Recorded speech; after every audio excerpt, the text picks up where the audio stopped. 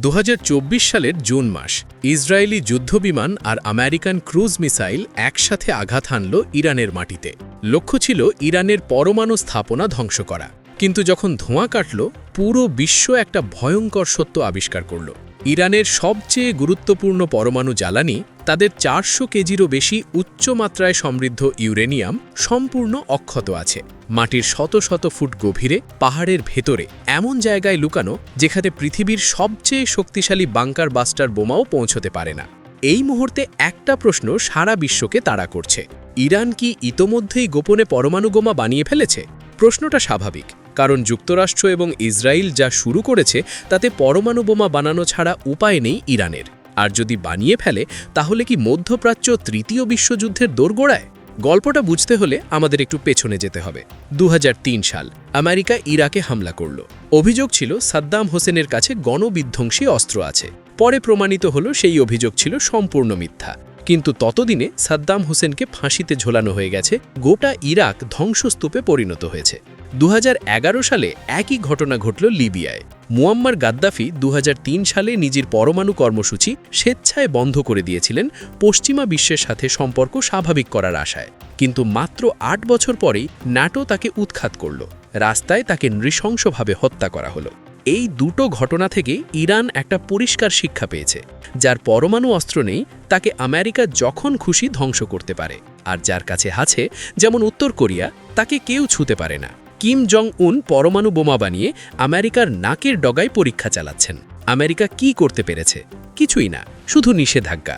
কিন্তু সামরিক হামলার কথা স্বপ্নেও ভাবেনি। এখন আসি সবচেয়ে গুরুত্বপূর্ণ প্রশ্নে: ইরান কি আসলেই পরমাণু বোমা বানাতে সক্ষম? আসুন এই প্রশ্নের উত্তরটা জানি। 2023 সালে আন্তর্জাতিক পরমাণু শক্তি সংস্থা তথ্য পেল ইরান 83.7% ইউরেনিয়াম সমৃদ্ধ করেছে। একটা পরমাণু বোমা বানাতে 90% ইউরেনিয়াম দরকার। অর্থাৎ ইরান পরমাণু বোমা তৈরির দ্বার প্রান্তে। ঠিক এই কারণেই আমেরিকা সহ সকল পশ্চিমা বিশ্ব ইরানকে নিয়ে এতটা আতঙ্কে আছে।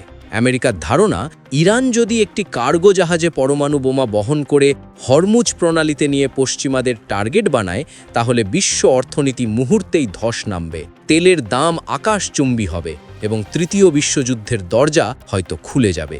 আর ইরান জানে এই ক্ষমতাই তাদের সবচেয়ে বড় প্রতিরক্ষা ঢাল। কোনো দেশ ইরানকে আক্রমণ করতে 10 বার ভাববে যদি জানে ইরানের কাছে পরমাণু রয়েছে। এটাকে বলা হয় নিউক্লিয়ার অ্যাম্বিগুইটি। ইসরায়েল দশকের পর দশক ধরে এই কৌশলই ব্যবহার করে আসছে। তারা কখনো আনুষ্ঠানিকভাবে স্বীকার করেনি যে তাদের পরমাণু বোমা আছে, কিন্তু সবাই জানে আছে। ইরান কি এখন একই পথে হাঁটছে? ইরানের পরমাণু স্বপ্নের শুরু কিন্তু ইরান নিজে করেনি। 1950-এর দশকে আইজেনহাওয়ারের অ্যাটমস ফর পিস কর্মসূচির অধীনে স্বয়ং আমেরিকাই ইরানকে পরমাণু প্রযুক্তি দিয়েছিল।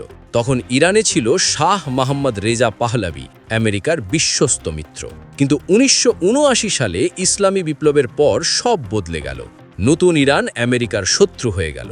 আর আমেরিকা তখন থেকেই ইরানের পরমাণু কর্মসূচি বন্ধ করতে মরিয়া হয়ে উঠেছে।